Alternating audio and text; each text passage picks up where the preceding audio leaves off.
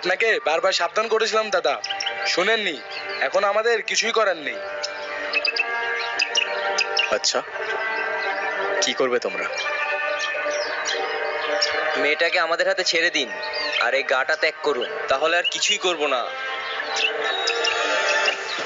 আচ্ছা, আর মেয়েটিকে তোমাদের হাতে ছেড়ে দিলে তোমরা কি করবে? কি করব আর, ওকেও জ্বালিয়ে দেব। অচ্ছুত জাতের আমাদের এই গায়ে কোনো জায়গা নেই। জাত? কার কি জাত? মানুষ জন্ম নিতেই নির্ধারণ করো তোমরা? ব্রাহ্মণ, ক্ষত্রিয়া, বৈশ্যা, শূদ্রা আর দলিত তো তোমাদের নথির অনেক বাইরে। জাত হিসেবেই গণ্য করো না তোমরা। কারো বর্ণ, জাত তার জন্ম হইতেই নির্ধারণ করা যায় না।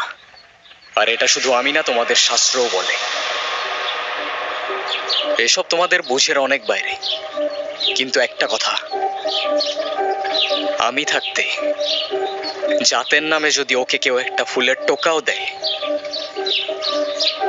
সবগুলার ধরেই মাটিতে পড়ে থাকবে। সাবধান। দাদা, আপনার কাছে এটা আশা করি নাই। সবকিছুর হিসাব হবে। আমাদের পঞ্চায়েত এখনো ধ্বংস হয়ে যায় না।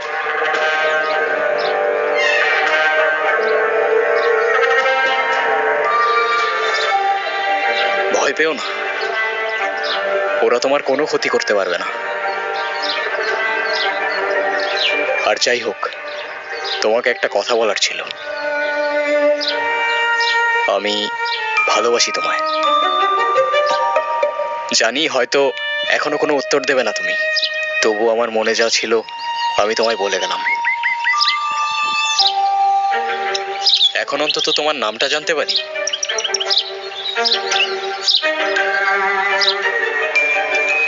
অনু। অনু? আমার বয়স যখন 8, তখন ওরা আমার বাবা মাকে আমার চোখের সামনে জ্বালিয়ে দেয়। সেই দিন থেকে আজ অবধি আমি কোনো কথা বলতে পারি নাই। আমার অপরাধ কি ছিল আমাকে বলতে পারেন? আমার বাবা মার কি অপরাধ ছিল? আমার জাত আমার অপরাধ?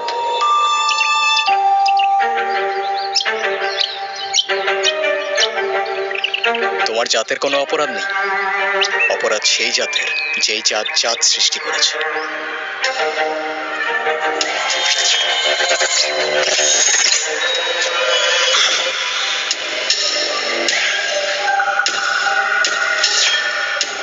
আমি নিয়ে যাব এখান থেকে তোমায়। আমাকে শুধু একটা দিন সময় দাও।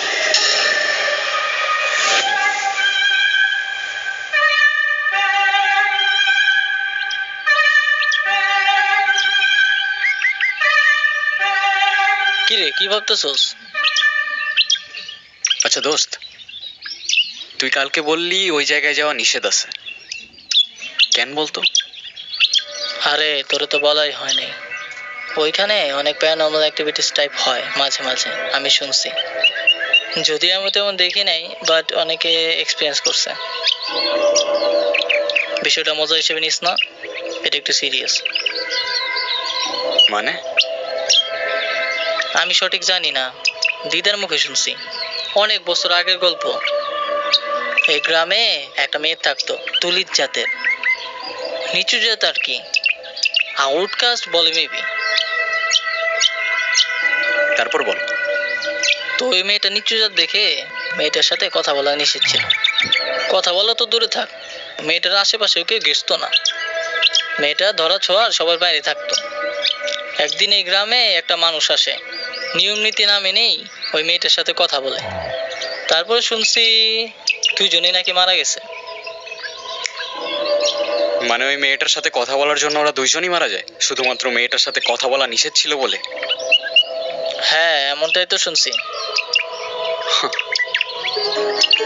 ননসেন্স।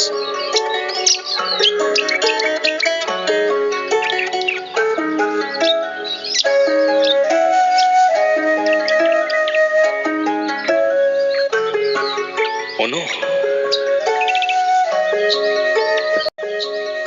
তুমি কি সত্যিই আছো? আর সবকিছুই শুধুমাত্র একটা স্বপ্ন।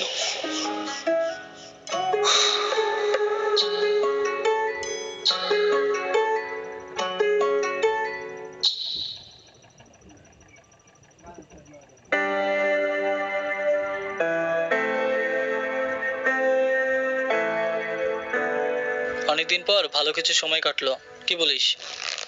কিন্তু আবার তো সেই বোরিং লাইফে ফিরে যেতে হবে। এই, তোর ব্যাকপ্যাকিং শেষ হয়েছে? হইছে তো, দেখতেছস না? এই, ওর কি হয়েছে রে? কে জানে কি যে হয়। তাড়াতাড়ি প্যাকিং শেষ কর, আমাদের বের হইতে হবে, নাইলে ট্রেন ছুটে যাবে।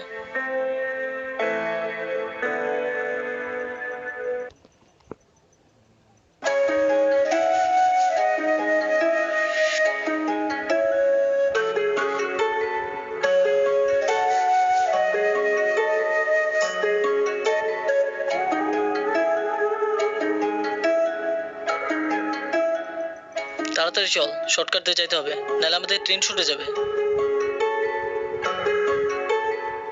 এদিকে আসা এমনিতে আমাদের নিশ্চিত আছে, তাড়াতাড়ি আয়।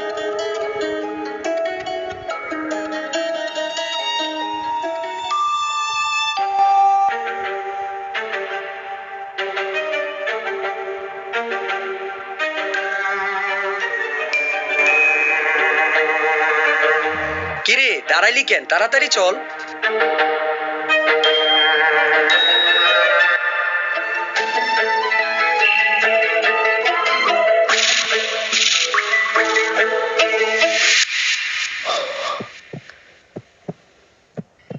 অনু,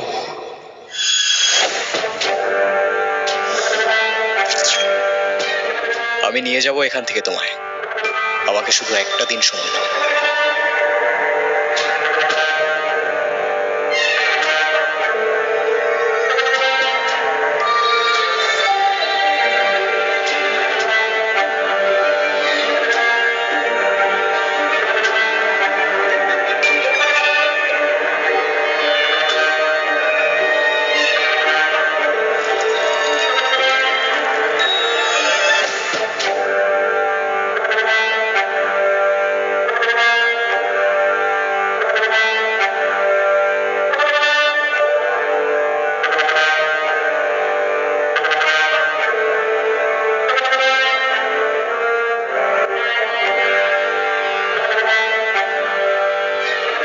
দাদা, আপনি হয়তো ঠিক ছিলেন, আমরাই ভুল ছিলাম।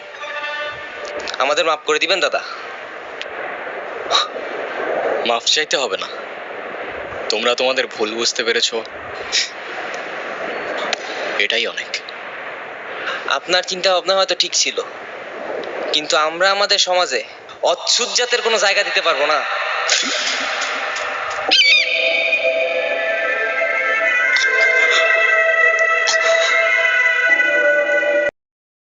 দাদা,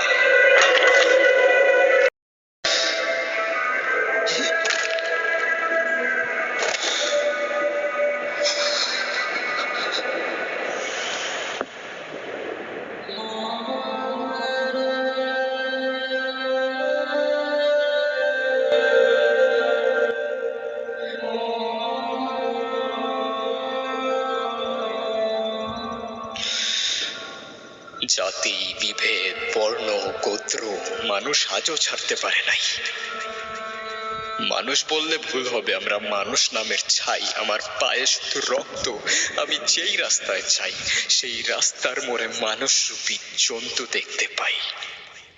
শোন ভাই, জাতের নামে মানুষের হাতে মানব জাতের রক্ত, আর সেই মানুষের রক্তের রঙে মনুষ্যত্ব অনেক অল্প। আমার প্রশ্ন আছে অনেক, আর উত্তর এই গল্প। আমার পরিচয় একটাই, আমি মানুষ, আর মানব জাতেই আমার জন্ম।